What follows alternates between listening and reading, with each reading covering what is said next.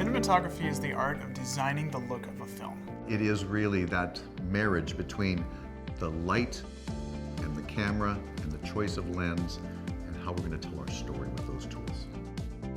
My thought when picking a lens is always, what is the audience's relationship to the character? When you start to know what a lens does, then you start to say, wow, that lens choice there is really isolating my character. That lens choice there is letting me get close to this character.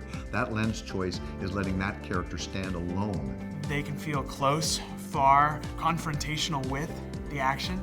A lens is going to have a powerful impact on what is the story of the shot. Sidney Lumet's 12 Angry Men is a wonderful case study in focal length choices. We do look at 12 Angry Men as being the real sort of first time that there was ever a lens plot. They made a very deliberate decision in that film, and that was to gradually increase the focal lengths throughout. The lens is placed high at the beginning. We look down on the characters. It's a wider lens. We start to bring the camera down a little more to eye level, and we're taking a look at all these people on a level plane. And by the end of the film, we find the camera placement in some important scenes slightly below eye level.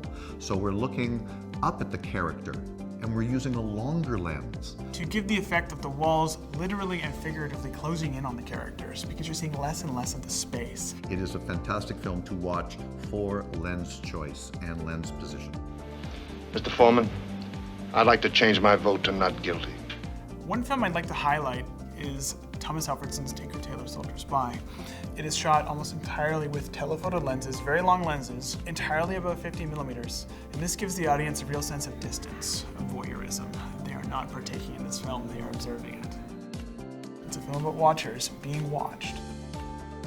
We can find a lens that would be very close to what the eye would see, but it's not giving us that heightened emotion or that heightened situation. That's where we start to make really strong creative choices as a filmmaking team to say, what's happening here? How do we find our strongest choice?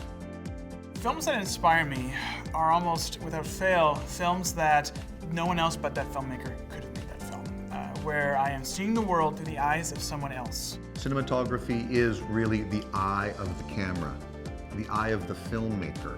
This is truly an art form, and InFocus will let you build your film knowledge step by step by step.